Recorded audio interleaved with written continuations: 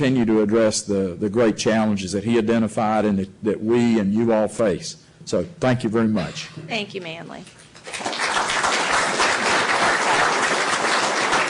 Martha? Okay. I'm not going to repeat what everybody said because everybody said the absolute God's truth.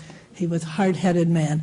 And he had, but I want to share one little aspect for you because I was up in Tallahassee as the head of the Cox Newspaper Bureau when Johnny stormed into my office. And Johnny always stormed in, you know, because he was always busy and we were just located just up the hill from the Capitol. And he said, I got this little bill for you. You got to read it. It's important to Palm Beach Post, which I was working for at the time. And I sat down, and it was a one-page bill, and it said, restore the Kissimmee River. And I threw it down, and I said, Johnny, you're here on deadline. You know this damn thing isn't going to pass. And he says, it will, too. And I said, well, why? And he says, because Gus Craig's going to support it.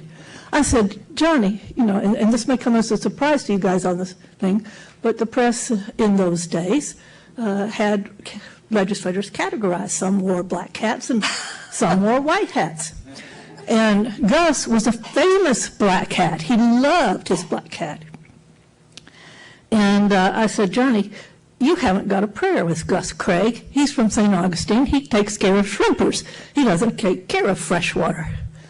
And Johnny says, he does too. And he went to Craig. Craig waived the rules, introduced the bill, and it passed, boom, like that. Craig was the head of the Rules Committee.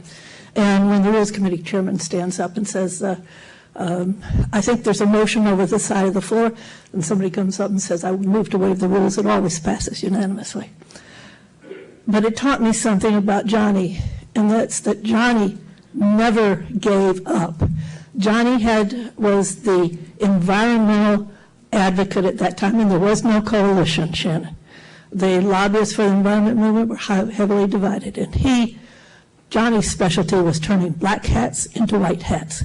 And he brought more, shall we call them gray hats, to the fore than any other lobbyist in Tallahassee. He was a master. Thank you. Okay.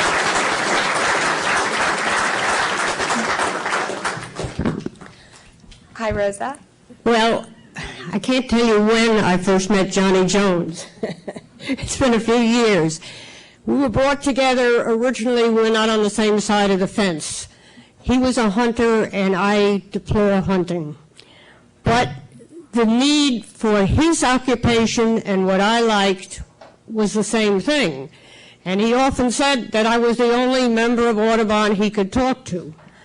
But we were good together. And I want to mention, to the credit of another era water management district, there were some battles we won that we didn't have to go to Graham.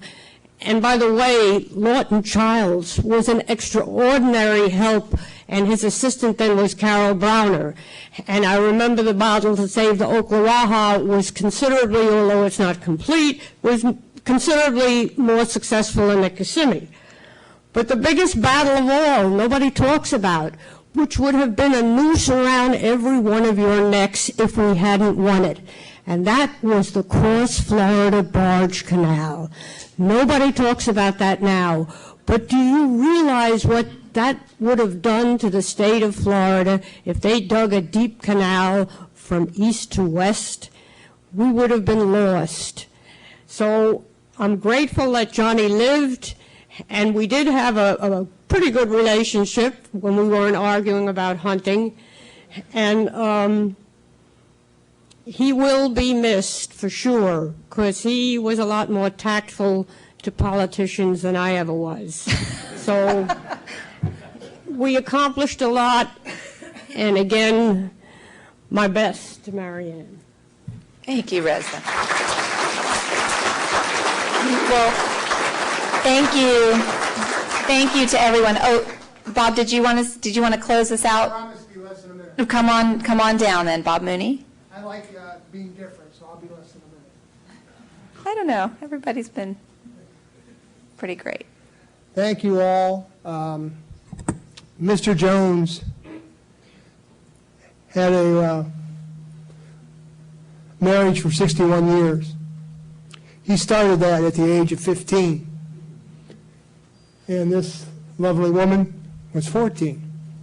They had their first child within a year, and they've had several since then. But Johnny did everything that we're talking about in a period of 16 years. This is 1971 to 1986. This was a man who started life very young. If you see the picture of him as the captain of the football team, you can see in that picture who the hell he was. That determination has been unmatched. I've been through the Everglades, as some people will know, backwards and forwards from its very beginning. And I can tell you that there was never anyone that had the abilities and determinations of that high school dropout who got his GED in 1985 in a Florida cabinet meeting from the Florida Board of Education. The only degree the entire board ever issued in its existence. This man was beyond remarkable. Thank you.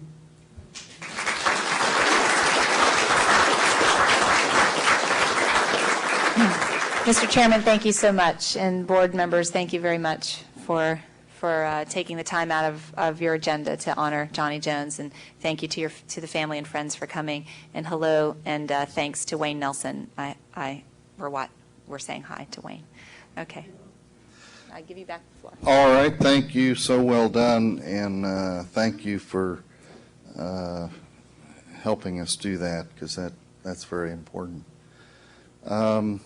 We now want to go on to our agenda, at which time we do the recognition of people who are heroes every day, our staff and our employees, and who help get these things done that the Johnny Joneses and others fought so hard for, to carry that on.